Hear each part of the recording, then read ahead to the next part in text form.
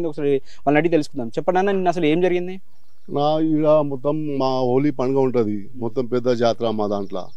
వాళ్ళు వాళ్ళు వచ్చి వాళ్ళు మొత్తం టేబుల్ గార్డ్ శ్రీరాము పాట, ఈ మన రాజాసింగ్ పాట అది మొత్తం పెట్టుకొని వాళ్ళు ఆడుకుంటారు. ఈడ ఆడుకుంటే వాళ్ళు మస్జిద్ లా వచ్చి చెప్తే కూడా బంద్ చేసేసిరు.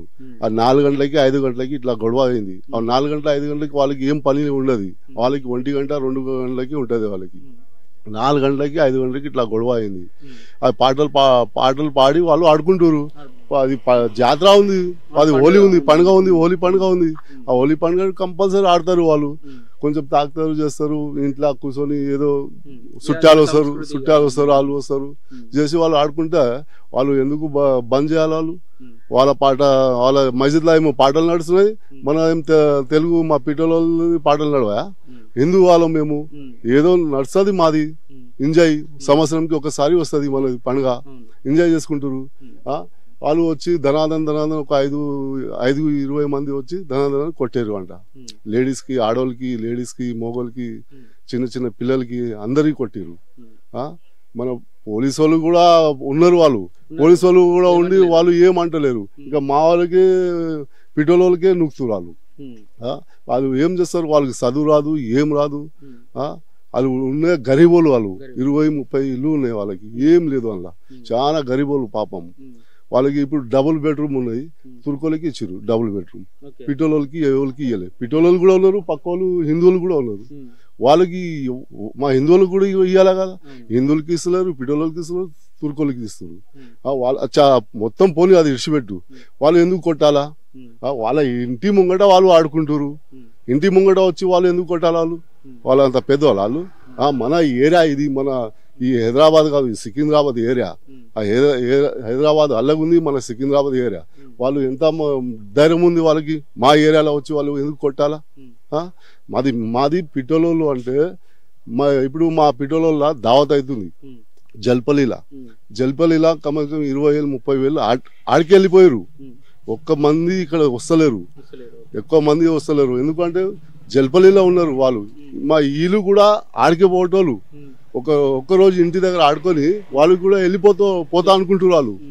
వాళ్ళు కూడా జల్పల్లిలో చాలా పెద్ద మా జాతర మొత్తం. లేకుంటే ఇప్పుడు దాకా ఫుల్ మంది, చాలా మంది వస్తుండే. మొత్తం వారం దాకా జాతర అవుతుంది మా వాళ్ళది, పిటోలది.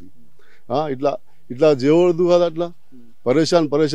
కేసులు పెట్టిర్రా మరి పోలీసులు? లేదా ఇప్పుడు కేసు అదే మాకు తెలవాలా, కేసు అయిందా లేదా. ఆ కేసు అయ్యేదాకా మేము ఈడికే ఉంటాం, ఈడికే చేస్తాం మేము. మాలు కూడా వస్తారు, చాలా మంది ఉన్నారు, వస్తారు.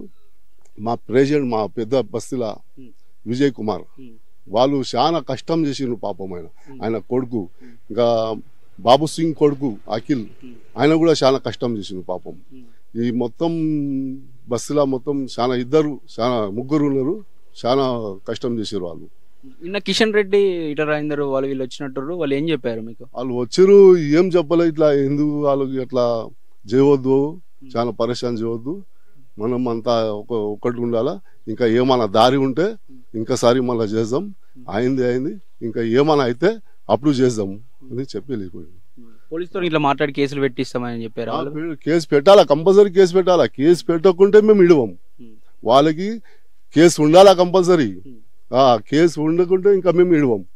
వాళ్ళు పాపం వాళ్ళకి చిన్న పిల్లలకి కొట్టిపోయారు. మర్డర్ కేసు అయింది, అది చచ్చిపోటోళ్ళు కొంచెం బతికి అయిపోయారు. ఒక్కొక్కరికి నెత్తి పలాగొట్టిరు, కళ్ళు పలాగొట్టిరు, కాళ్ళు పలాగొట్టిరు, చిన్న పొలగాలకి కొట్టిరు. ఎన్నిసార్లు మేము ఒప్పుకోవాలా? మనం హిందువులు ఉండి ఈ తుర్కోలతో మనం భయం పడాలా? మన హిందువులు కూడా భయం పడరు, కోపం పడతాం. మేము కూడా చేస్తాం, ఏమవుతుంది అప్పటిదాకా చూస్తాం. కేసులు పెట్టకపోవడం ఏంది? వాళ్ళు మీ ఏరియాలోకి వచ్చి మిమ్మల్ని కొట్టడం ఇప్పుడు తెలియదు. కేసు మాకు చూపియాలా, కంపల్సరీ చూపియాలా. అది ఎంత 10 మంది ఉండని, 20 మంది ఉన్నారు, 40 మంది ఉన్నారు, ఎంతమంది వాళ్ళు జైల్లో ఉండాలి వాళ్ళు.